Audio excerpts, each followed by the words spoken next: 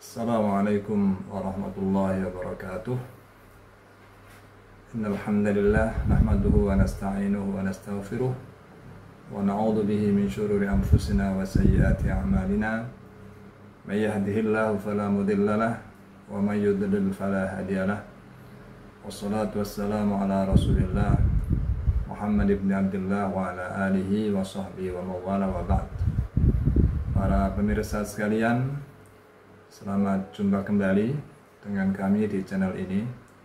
Mudah-mudahan pemirsa sekalian senantiasa dalam lindungan Allah Subhanahu wa taala, juga senantiasa diberi kebaikan, keberkahan, nikmat dan rahmat oleh Allah Subhanahu wa taala.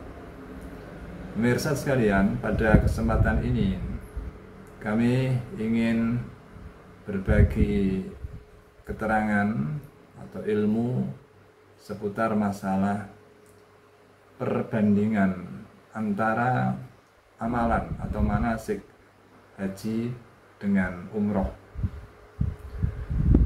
Kita tahu bahwa rukun Islam yang kelima adalah haji.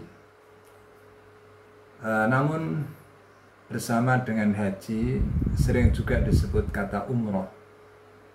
Memang haji dan umroh adalah dua macam ibadah yang berbeda, meskipun ada sejumlah kemiripan atau persamaan antara kedua macam ibadah itu.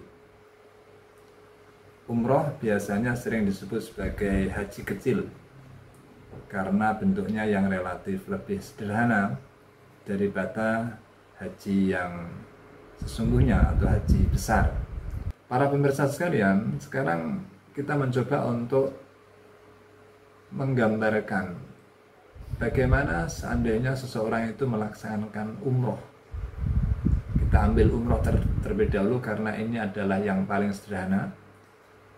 Kalau haji mungkin lebih kompleks, sehingga kita mulai dari penjelasan tentang umroh terlebih dahulu karena ia lebih simpel, sehingga nanti mudah untuk menjadi pijakan untuk menerangkan tentang amalan ibadah haji. Umroh adalah ibadah yang dilaksanakan di tanah suci Mekah dan bisa dilaksanakan setiap waktu sepanjang tahun. Amalan umroh itu terdiri dari pertama adalah ihram. Ihram itu adalah niat melaksanakan umroh atau haji, karena ihram itu juga dilakukan bagi orang yang mau umroh ataupun juga mau haji. Dalam konteks umroh, ihram umroh berarti niat melaksanakan umroh dengan mengenakan pakaian tertentu, yaitu biasanya bagi pria adalah sarung dengan selendang, sarung untuk bawahan dan selendang untuk atasan, dan tanpa pakaian-pakaian yang berjahit. Sedangkan untuk perempuan, pakaiannya ya pakaian biasa yang menutupi seluruh aurat selain wajah dan telapak tangan wanita. Saat berihram, seorang jamaah umroh itu harus meniatkan di dalam hati, namun juga disertai ucapan dalam lisan, yaitu niat umroh tersebut.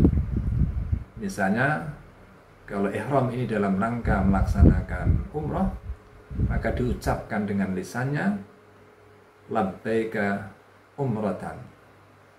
Artinya, aku penuhi panggilanmu ya Allah untuk melaksanakan umroh. Jadi selain niat di dalam hati juga diucapkan dengan lisan, yaitu labbaika umratan. Nah, ihram itu dilakukan dari tempat yang telah ditentukan oleh Rasulullah SAW, yang disebut miqat makani, yaitu tempat-tempat yang telah ditentukan oleh Rasulullah sebagai tempat seseorang itu mengawali ihramnya. Dan ada beberapa tempat yang disebut di dalam hadis, misalnya Dzulkhulaifah, Juhfah, Qarnul Manazil, atau juga Yalamlam.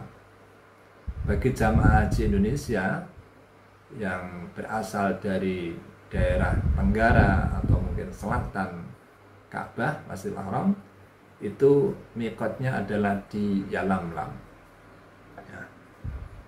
Para pemirsa sekalian, nah selama ihram itu seorang jamaah umroh atau haji dilarang melakukan hal-hal tertentu. Misalnya tidak boleh memotong rambut atau bulu yang ada di dalam tubuh ini, baik mencukur atau mencabut atau memotong rambut di kepala, bulu di tubuh dan sebagainya, itu tidak boleh dilakukan. Juga tidak boleh memotong kuku, baik kuku tangan maupun kuku kaki. Tidak boleh menggunakan wewangian, baik untuk tubuh maupun untuk pakaian. Tidak boleh memakai pakaian berjahit. Nah, ini khusus laki-laki. Misalnya memakai kaos, memakai celana, memakai baju, memakai kopiah dan sebagainya, itu dilarang. Yang diperbolehkan hanya 2 helai kain ihram, yaitu sarung yang tanpa jahitan dan juga rida. Rida itu selendang, pakaian kain yang kemudian ditutupkan pada bagian atas tubuh. Sementara itu, larangan yang lain adalah tidak boleh menutup kepala. Ini khususnya bagi laki-laki ya, dengan topi misalnya, sorban atau peci.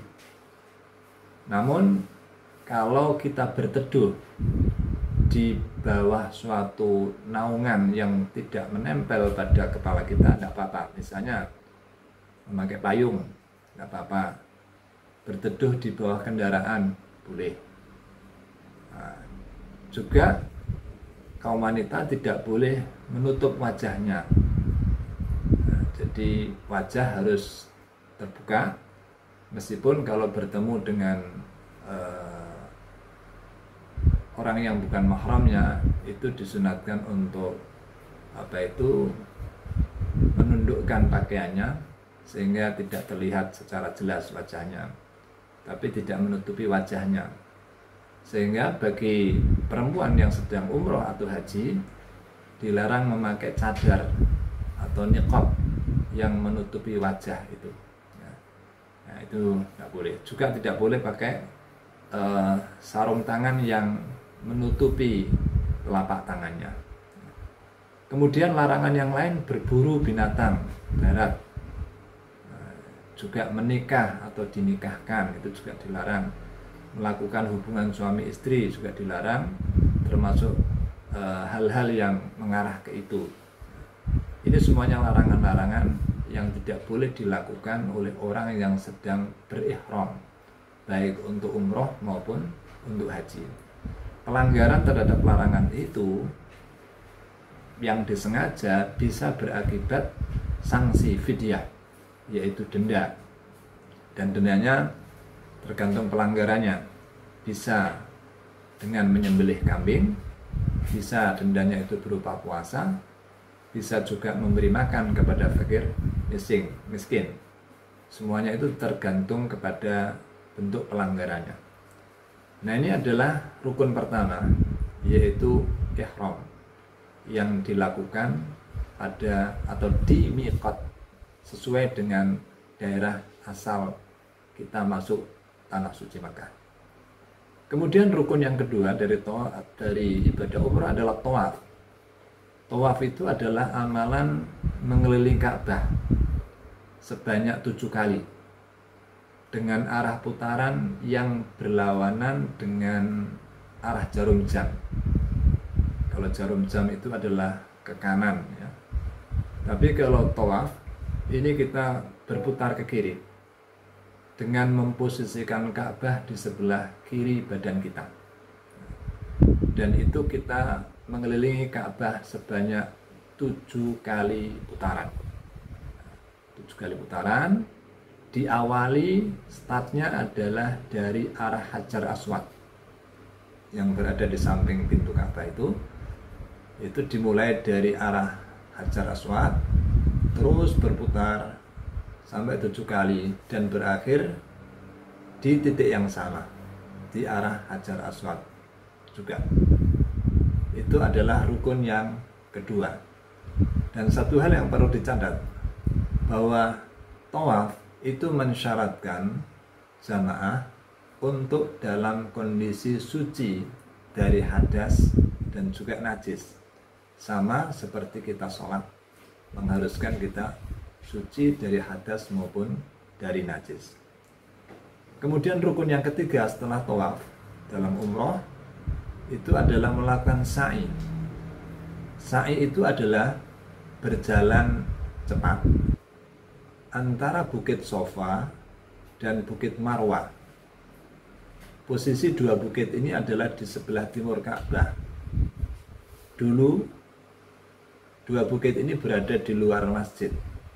Tapi sekarang dua bukit ini bersamaan dengan perluasan Masjidil Haram, dua bukit ini menjadi bagian dari Masjidil Haram di sisi timur. Di sisi timur Masjidil Haram, kalau kita melihat sebuah bangunan panjang, nah itulah tempat sa'i. Ujung selatan itu adalah Sofa, ujung utara itu adalah Marwah. Dan orang yang berumroh, salah satu rukunnya adalah melakukan sa'i, yaitu berjalan antara Bukit Sofa dan Bukit Marwah. Satu perjalanan dari Bukit Sofa ke Marwah dihitung 1 kali. Dari Marwah kembali lagi ke Sofa menjadi 2 kali. Begitu seterusnya bolak-balik sampai 7 kali. Sehingga nanti kali yang ke-7 akan berakhir di Bukit Marwah. Itulah sa'i. Jarak antara Sofa dan Marwah itu kira-kira 400 meter. Nah, itu rukun yang ketiga. Kalau sudah kita laksanakan sa'i, maka rukun yang selanjutnya bagi orang yang melaksanakan umroh adalah bertahallul. Tahallul itu adalah mencukur atau menggunting rambut setelah melaksanakan sa'i. Nah, untuk laki-laki dianjurkan mencukur halus rambutnya. Sedangkan perempuan cukup memotong sebagian dari ujung rambutnya. Ini tahallul.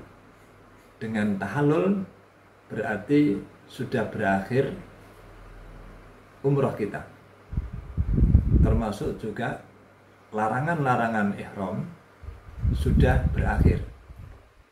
Dan dengan demikian ibadah umroh kita juga sudah berakhir. Dan rukun yang kelima yaitu tertib. Artinya pelaksanaan umroh itu harus sesuai urutan tadi. Yaitu pertama harus dimulai dari ihram, kemudian setelah ihram adalah melaksanakan tawaf mengelilingi Ka'bah 7 putaran. Setelah tawaf melaksanakan sa'i, yaitu berjalan antara Bukit Sofa dan Marwah 7 kali. Kemudian setelah itu bertahallul dengan menggunting atau mencukur rambut kita. Dengan demikian selesailah ibadah umroh kita. Dan larangan-larangan ihram sudah tidak lagi berlaku bagi orang yang melaksanakan umroh. Para pemirsa sekalian, itulah gambaran tentang bagaimana amalan umroh. Demikian penjelasan kami, mudah-mudahan bermanfaat bagi kita semuanya. Jika ada yang benar itu semata-mata karena bimbingan Allah. Jika ada yang kurang itu semata-mata karena memang kelemahan dan kebodohan saya. Dan saya mohon kritik apabila ada kesalahan atau kekurangan dalam menjelaskan masalah ini. Aqulu qouli hadza wa astaghfirullahaladzim wa li wa lakum. Wassalamualaikum warahmatullahi wabarakatuh.